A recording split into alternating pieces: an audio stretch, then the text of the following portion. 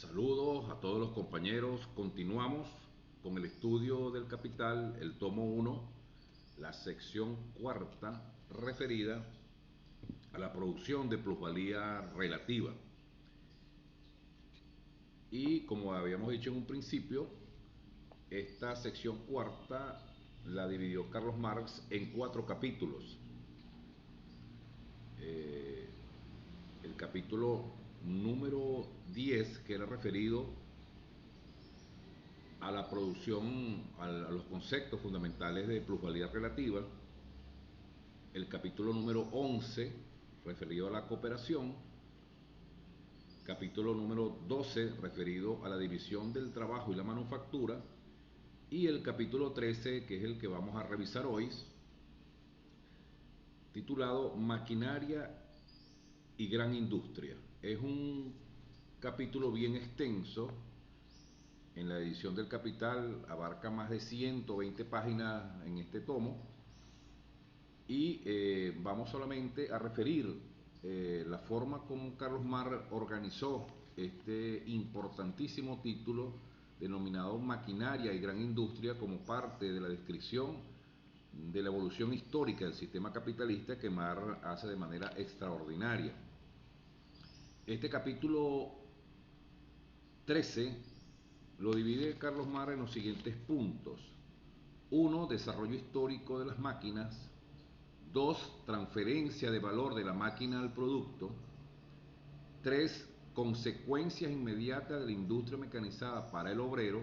Y aquí describe la apropiación por el capital de las fuerzas de trabajo excedente, el trabajo de la mujer y el niño. Importante esta parte.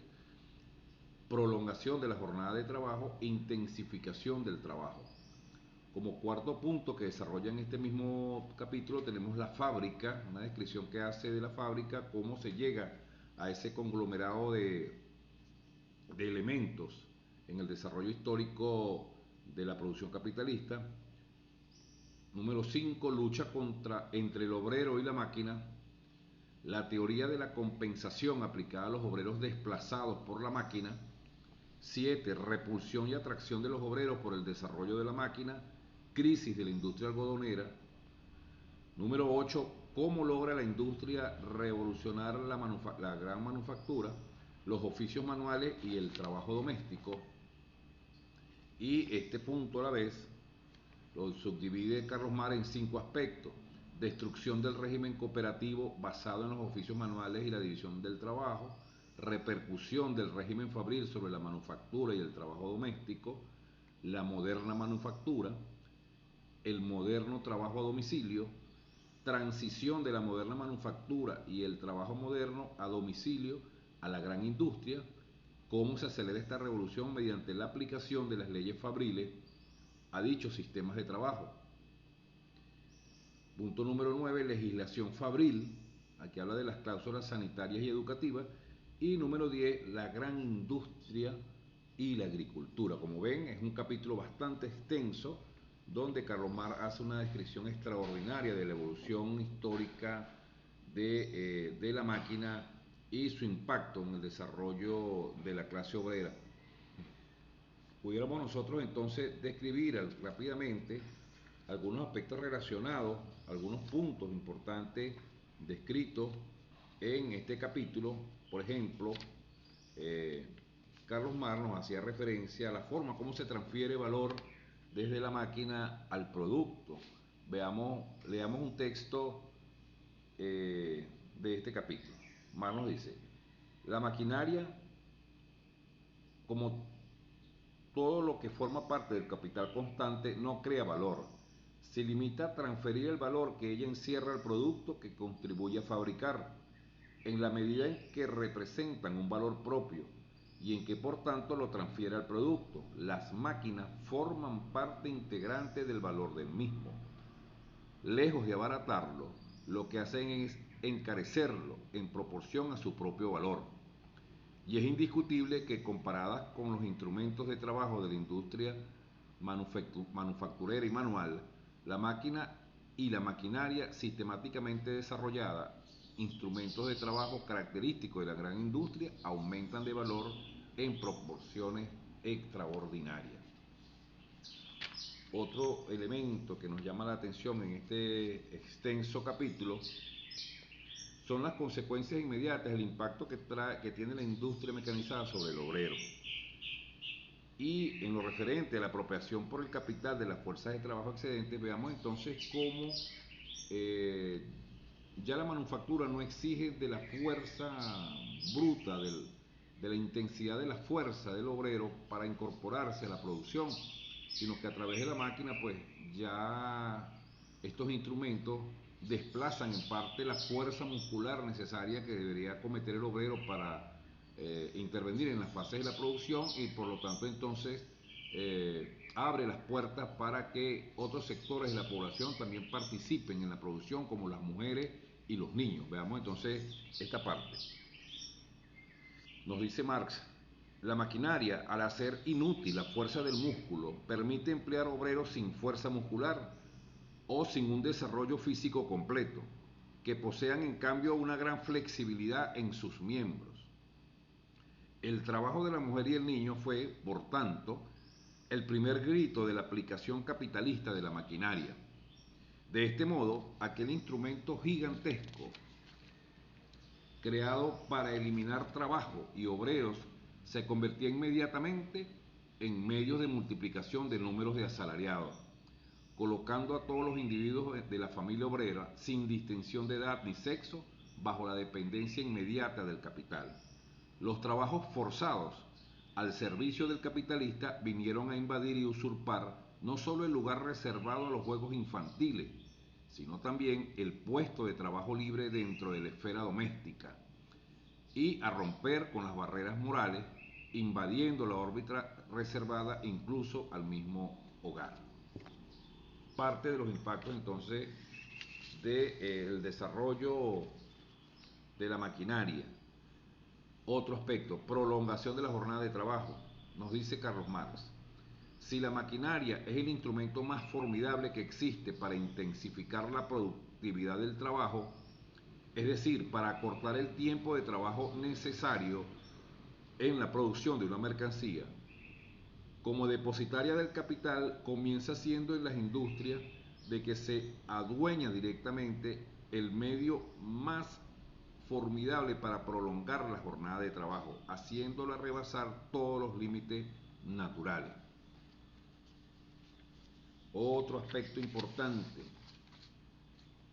sobre la intensificación del trabajo, nos dice Carlos Marx lo siguiente: la prolongación desmedida de la jornada de trabajo que trae consigo la maquinaria puesta en manos del capital provoca al cabo de cierto tiempo, como hemos visto, una reacción de la sociedad amenazada en su nervio vital, y esta reacción acaba imponiendo una jornada normal de trabajo limitada por la ley, y a esta a su vez hace que se desarrolle y adquiera importancia decisiva un fenómeno con el que ya hubimos de encontrarnos más atrás, a saber, la intensificación del trabajo.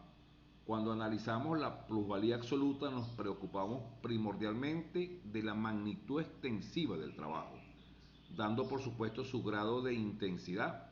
Aquí veremos cómo la magnitud extensiva se trueca en intensiva o en magnitud de grado. Es evidente que al progresar la máquina y con ella la experiencia de una clase social, los obreros mecánicos, aumenta por impulso natural la velocidad y por tanto la intensidad del trabajo.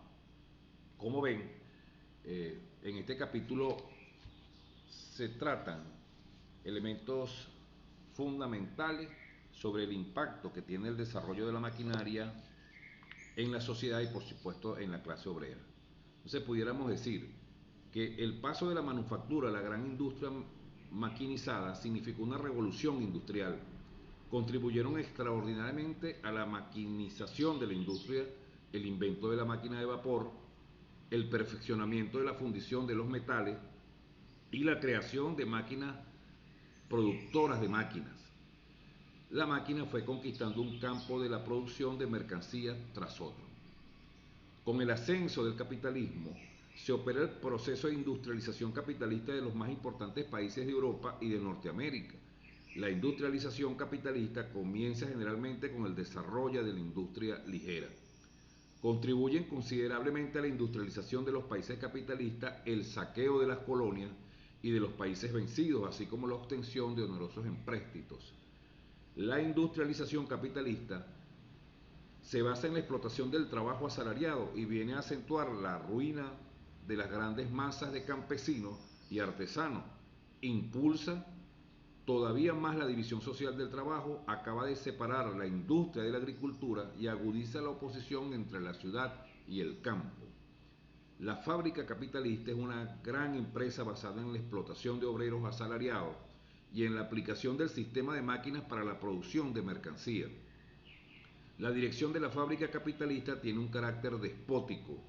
En la sociedad capitalista el empleo de máquinas va siempre acompañado por un recrudecimiento de la dureza del trabajo asalariado, una mayor explotación de los trabajadores y la incorporación a la producción de mujeres y niños, como ya lo habíamos descrito, que persiguen míseros salarios.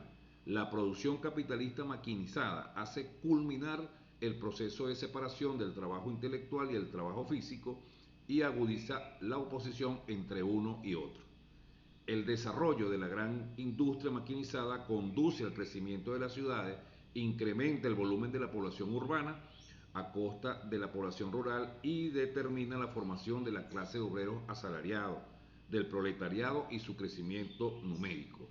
Bajo el capitalismo, la agricultura va quedando extraordinariamente rezagada con respecto a la industria. Al progresar el empleo de las máquinas en la agricultura, se acelera el proceso de desintegración de los campesinos. Y por último, podemos decir que la gran industria maquinizada desempeña un papel histórico progresivo, incrementa la productividad del trabajo y conduce a la socialización de este por el capital. El límite con que tropieza el empleo capitalista de máquinas estriba en que los capitalistas solo las introducen en sus empresas cuando les cuesta menos que los salarios de los obreros desplazados por las máquinas.